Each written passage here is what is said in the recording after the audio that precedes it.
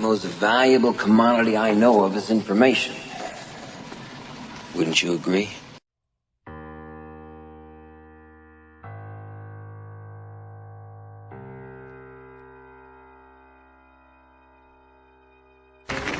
What we're going to talk about now is simply some keys to self-motivation.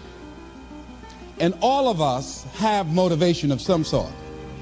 I define motivation as the desire to achieve that which you believe to be worthwhile. And many people go through life never getting in touch with their greatness because of the lack of motivation to push themselves, or because they have not found something that they believe to be worthwhile to challenge them. I heard a poem once that said, many a flower has bloomed unceasingly and wasted sweetness upon the cold desert air. It's translated, that means simply that many a talented persons have gone unnoticed, and the world never had a chance to be exposed to their talent because that person did not take the time to begin to express or to demonstrate or to motivate themselves in the direction to bring that which they came into the universe to bring. How can you measure your motivation? How can you evaluate where you are on a scale of 1 to 10? Let's do this for ourselves mentally. How do you rate yourself from 1 to 10? Your mental attitude about yourself, how you feel about you, how you feel about life. How do you rate yourself on a scale of 1 to 10 in terms of your physical appearance, in terms of your health? Do you take care of yourself? Are you allowing yourself to get overweight and out of shape? Are you conscious of your health? Are you watching the food that you take into your body? Do you make a deliberate effort to exercise? You know, it was George Burns, he said, we cannot help getting older, but we don't have to get old. And many of us get old before our time because we don't take time to take care of ourselves. Your environment is a very good indicator. On a scale of 1 to 10, is it what you want it to be? Do you find it desirable? Are you satisfied? The job or career that you're involved in. Someone said that 85% of the American public are unhappy with their jobs. Are you spending 8 hours a day just doing time? Doing something that you don't find challenging, that does not make you stretch mentally, that does not stimulate you, that does not inspire you. Something that you don't find a sense of fulfillment in it. If you're doing that day in and day out, it has to affect how you feel about yourself, your level of motivation. Your relationships. What kind of impact is it having on your life? Is it nourishing or is it a toxic relationship? Does it drain you or does it build you up? Ask yourself that. How motivated are you to do something about it? Your contribution, your actions. What are you giving? Many people will leave the universe without a trace. No one will know they were here. And in fact, under their name, we could put under there, not used up. Will anybody know that you came this way? What contribution are you giving? What will you leave? What will be different because you came this way? Someone once said that life is our gift to us that God has given us, and how we live our lives is our gift to God. What kind of gift are you formulating? Is this a gift that you like to take back and do something else before you turn it in? Think about that. What can we do? What are some of the keys that we can begin to use to motivate ourselves when our batteries run low? Because I don't care who you are, I don't care what you do, at some time you are going to get tired. At some time you're going to get in a rut. Seem like nothing you do works out right. And sometimes it just seems like you just don't have the wherewithal or the will to do anything. That sometimes you act like you're punch drunk. You're just wading through life, just doing time day in and day out, looking at non-discriminatory television, anything that's on, just looking. And depressed, feeling powerless, feeling useless, and bored. What do you do? How do you get yourself out of a rut? How do you, when you know you can do more than what you've been doing and you're not doing it and you're discontent with where you are, you get angry at yourself. How do you get out of that rut? How do you motivate yourself? One of the things that we must do is that we must be involved in working on achieving self-mastery. You must work on yourself continuously. Never be satisfied with yourself. Always know that as you invest the effort and time on you, that's the greatest ability that human beings have above animals. See, a dog can't be anything but a dog. Tree can't be anything but a tree. Human being, you've got unlimited potential. You can put effort on you, and by concentrating on you and developing you, you can transform your life wherever you are right now. So you want to work on yourself. You want to read books that inspire you and motivate you. You want to listen to tapes over and over and over again. And I suggest that you listen to tapes when you first get up in the morning. You want to control the spirit of your day. When you first wake up in the morning, your mind is operating at 10.5 wave cycles per second. That's when the subconscious mind is most impressionable. Whatever you hear in the first 20 minutes when you wake up, that will affect the spirit of your day. When you listen to tapes, listen with relaxed belief, believing that this can happen for you. And by listening to them, listen to them over and over and over again, and you will get a breakthrough.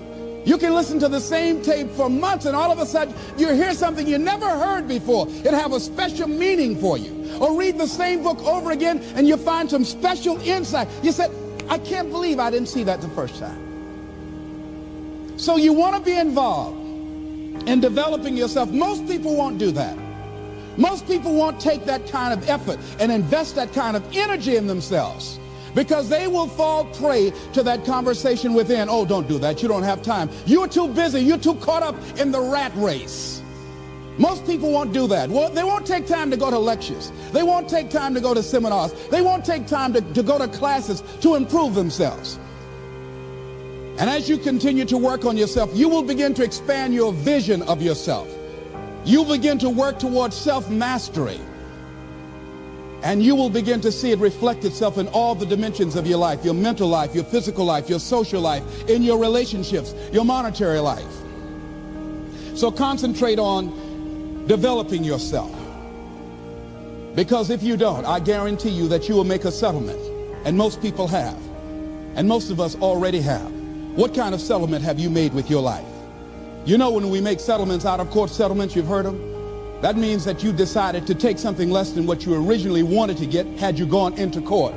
And the reason that you settled outside of court is because you didn't believe that you can get it. So you made an out-of-court settlement. Many of us are making in-life settlement. We're settling for less than what we actually deserve. We don't feel good about it, but we make it work in our minds. We'll come up with some kind of excuse to make it all right. What kind of settlement have you made with your life? Many of us settle for less than what we want out of relationships because we don't have the courage to change them. I had a seminar I used to do called, Are You Living Together or Dying Together? Many people are just dying together. Gladys Knight used to have a song that says, neither one of us want to be the first to say goodbye.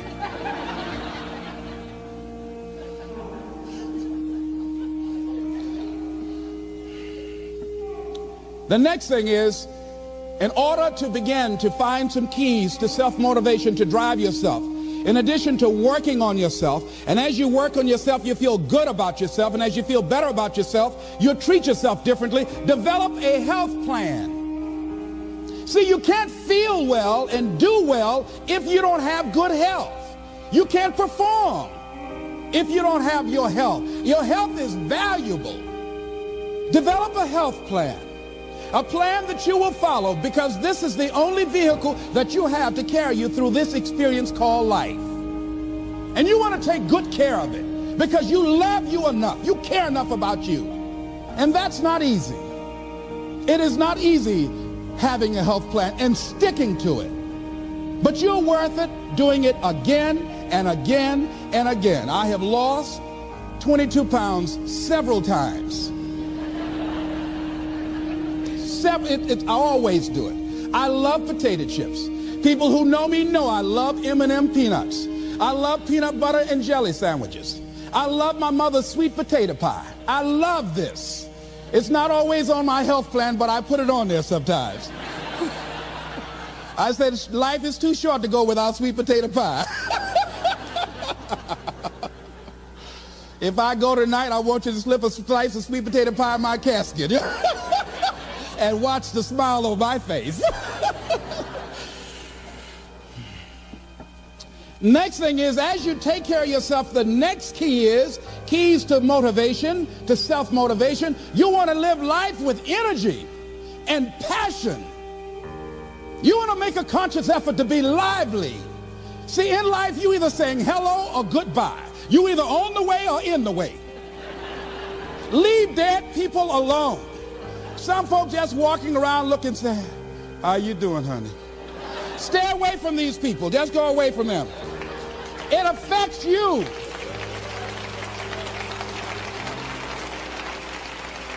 You want to smile. You want to be happy. You got a lot to be thankful for. But you watch some of the faces around you every day.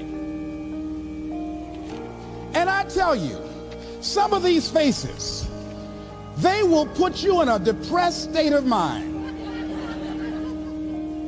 So you want to avoid these kind of faces. When you see them coming, turn your head. Next thing is that you want to monitor your inner conversations. The things that you say to yourself.